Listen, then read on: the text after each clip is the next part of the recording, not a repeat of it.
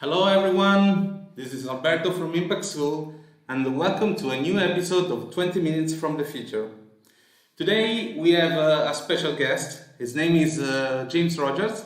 He has a PhD in material science.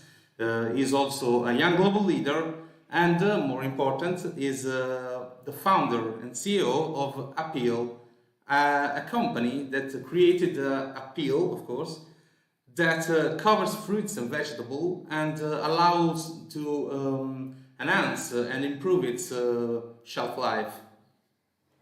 This will allow the reducing of the food waste, which is a great issue of our days. So, welcome, James. Here Good is to be with here, us. Alberto. James, the waste of food is an issue of modern society that it's really important to solve. And maybe in the next 20 minutes, we will try to understand how this issue and more importantly, how technologies will allow to try to tackle it. So, one third of the food that we produce today goes to waste. Why is that? And what is the whole picture? Yeah, um, you know, the magnitude of food waste is kind of staggering. The estimate is today that about that food waste is a $2.6 trillion tax on the food system annually, and the sad part about that is that everyone that's involved in the food system, so everyone that eats, is paying part of that tax. And the kind of the reason for this is the fact that um, you know when you pick a piece of produce, it's a living, breathing thing. It has a finite period of time that it's alive, and if you don't find a home for that item in that period of time, that food is effectively wasted. And uh, if we look at where the food waste is happening in our society today, it happens in different places of the supply chain depending on where you're living in the world. In places like the United States and Europe, almost all of our waste is happening on grocery store shelves and in people's homes. There's very, very little waste during transportation.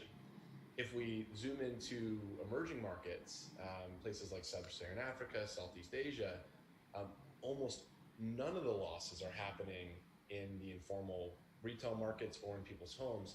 Almost all of those losses are happening in the supply chain, and effectively from producer to the market. That's where most of the waste is happening. And the reason for that is in quote unquote developed economies, we have very sophisticated refrigerated infrastructure in order to be able to connect production to grocers, um, and that dramatically reduces our waste. But in emerging markets that don't have that refrigerated infrastructure, you have a tremendous amount of waste that happens from the farm to that point of sale. And so Appeal exists because we believe that we don't need to put fruits and vegetables in refrigerators in order to help them last long enough to find a home. The orange already had the perfect wrapper. And that wrapper enables that orange to last much, much, much longer than things like cucumbers and strawberries. And so what we set out to do was figure out what can we learn from the orange or the lemon that we can teach to things like strawberries so that they can participate in a global food system where more nutrition accesses more people and less food goes to waste. That's amazing, and it's a really fantastic idea of yours. So, to solve this issue, biotechnology gives us a big hand, as you've shown us with Appeal. But how does it work in the detail, and what impacts do you think it could have? So the all fresh produce is seasonal as well as perishable, which means that the time of the year when the food is produced moves around according to what time of the year it is, and once it's produced, it has a clock that starts ticking, and that perishability uh, is what limits our ability to make use of this valuable natural resource. And so when if we look at the numbers, we're actually producing more than enough food to feed everyone on the planet today. The problem is not the production, it's the intermittency of supply because of this seasonality. So you're either in season and you have more than you know what to do with, or you're out of season and you have nothing. And so the challenge is, how do you take that surplus during the time of the season when you have an oversupply, and and level that out so you have access to it through the rest of the year. The problem is that you can't just hold on to it because it will go bad. It'll spoil because of the perishability.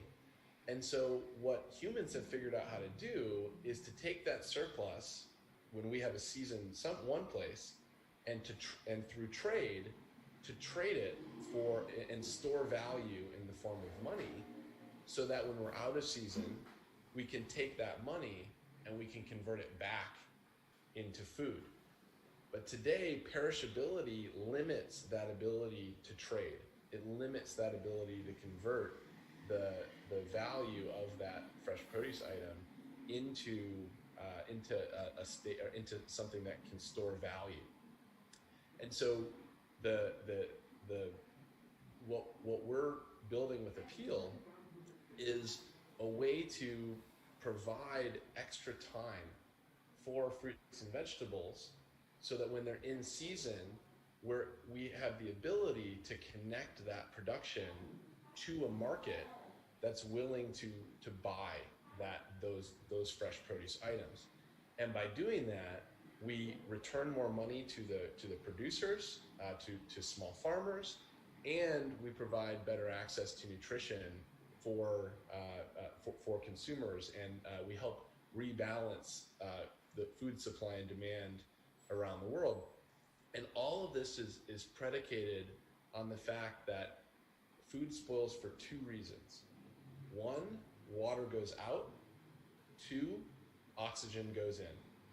And so what we've done is we found a way to take materials that are found in every bite of fruit and vegetable that you eat every day, take those materials and turn them into a water-based formula. We apply that formula to the surface of fresh produce and let it dry. When it dries, it adds a little extra peel. You can't see it, you can't taste it, you can't feel it, but it's there, and it's physically slowing down the rate that water escapes from the produce relative to the rate that oxygen gets in. And by doing that, the fruit can now last 2, 3, even 4 times longer without the need for a refrigerated supply chain. And that allows us to connect production to consumption, and enables that conversion of this perishable, valuable food item into a non-perishable store of value, which is money, and rebalance the global food system. So, Apeel has created already an avocado, if I recall correctly, and asparagus. Maybe I'm missing another one. Yes? Yeah, the first product that we brought to market was for avocados, and the reason was actually that the joke with the avocado is not now, not now, not now, now, too late.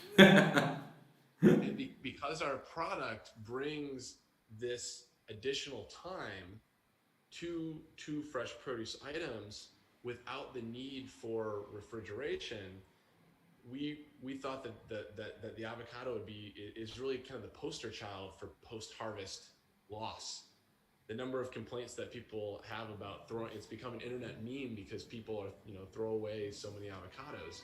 And so by applying a peel to avocados, we're able to have those avocados last twice as long, which means that hopefully that meme will become no longer funny and no longer relevant anymore. And since then, we've introduced products for limes and mandarins and oranges and uh, for organic apples. And most recently, we announced introducing plastic-free cucumbers. For a long time, we've been told, well, if we don't want to have food waste, we have to have single-use plastic.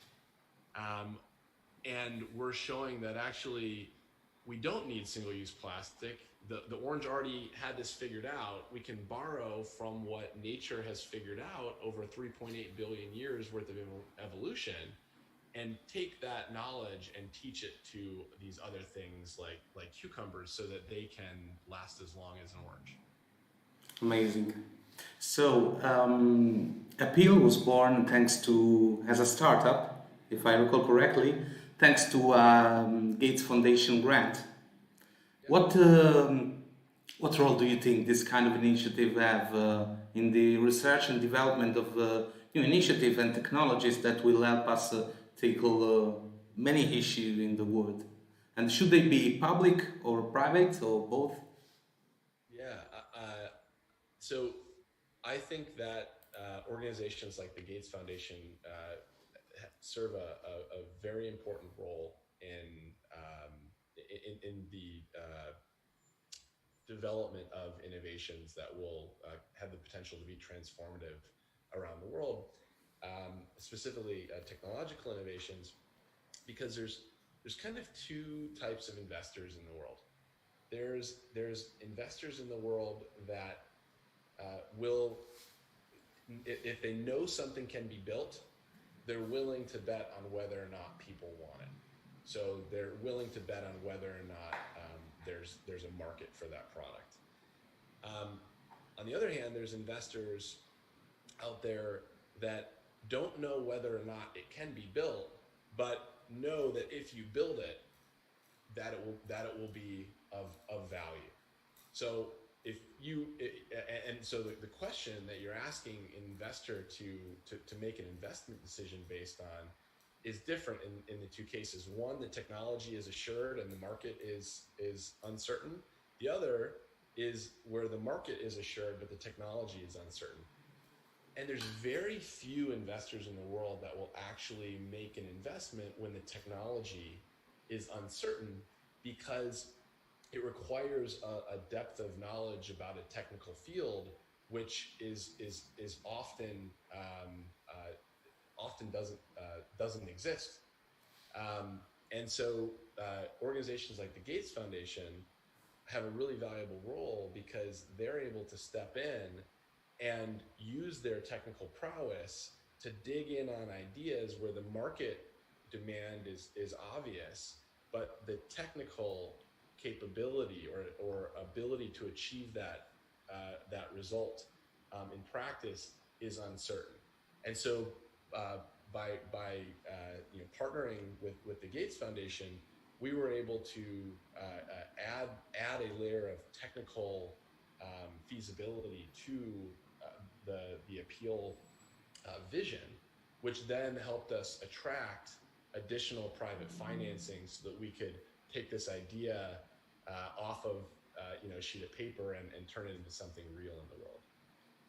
So, speaking about technology, we've seen that biotechnology has an important role in fighting the food waste issue. But what other fields of research do you think needs to be involved in this problem and solution? And what breakthrough are we expecting?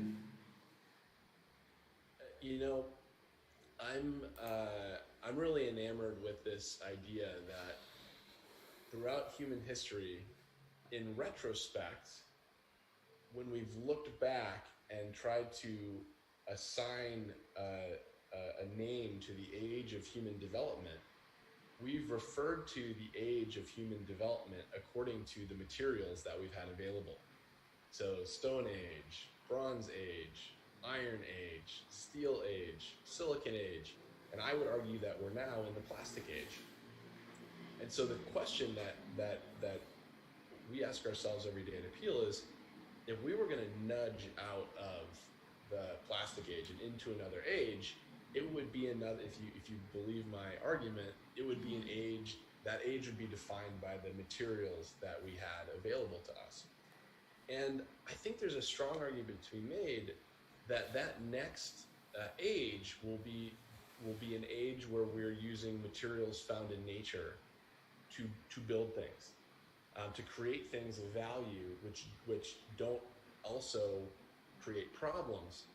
And the advantages that set of materials that set of materials would have to have an advantage relative to the set of materials we used before.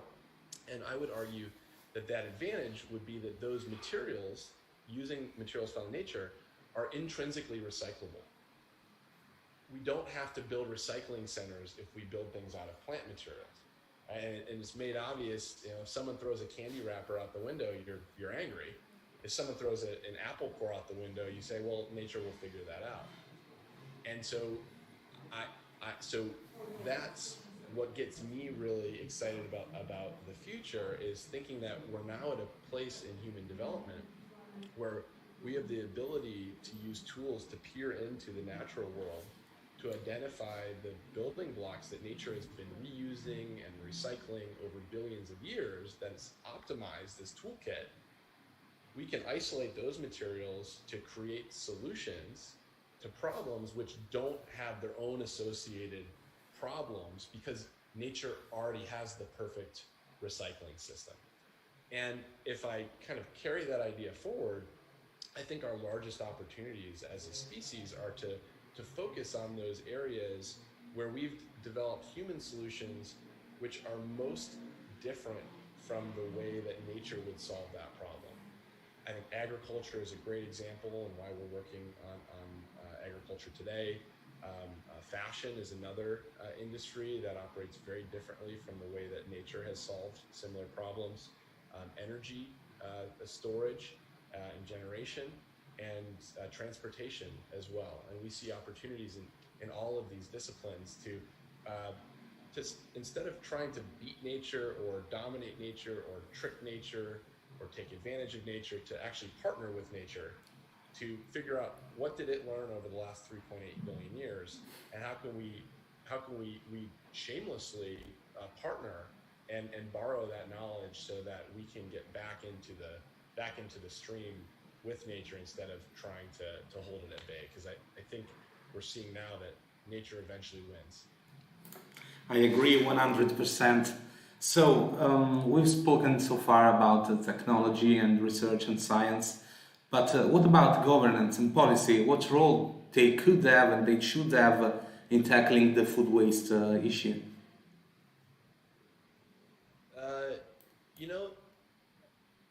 I think governments play an incredibly important role in helping us tackle the food waste issue, and I think it's mostly related to their ability to accredit solutions as serving the interest of society. I think government exists to serve the interest of society, and they have an opportunity from their position to actually hold up solutions as solutions which simultaneously are good for the environment and good for our economy. And they have an opportunity similar to the way non-profit groups like the Gates Foundation, they have the opportunity to help kind of seed early stage businesses or solutions, so that they can eventually grow into solutions that will have the magnitude necessary to actually make an impact. Speaking about impact, here at Impactscool, we always try to imagine new scenarios of a possible future. So in 2050, we will be a bit less than 10 billions on the planet. How we will? How will we feed them? And what do you think the future of food will be? I couldn't be more optimistic about our ability to address this issue. We are producing more than enough food today to feed the entire population in 2050. We just have to provide more time. The way that you eliminate waste and you feed everyone is you match supply and demand. That's it. You match supply and demand. The natural world is an incredible producer of food. We have these magical seeds. We throw them in the ground. They passively absorb water. They absorb sunlight. They produce food, and they self-propagate. All we have to figure out how to do is to provide the secret ingredient, which is a little more time, so that we can match that production with that consumption. And by doing that, we can lift up economies around the world that have access to this intrinsically valuable natural resource that is fresh produce, and we can make sure more nutrition gets to more people. Fantastic, James. Sadly, our time is over. I would like to speak with you about this issue a lot longer, but sadly we can't. So I thank you very much for your time and your insight on this issue. That it's really meaningful. Thank you again. And looking forward to our next conversation. Perfect. Thank you very much. And to all our guests and our viewers, thank you again for viewing another episode of 20 Minutes from the Future, and see you soon. Thank you.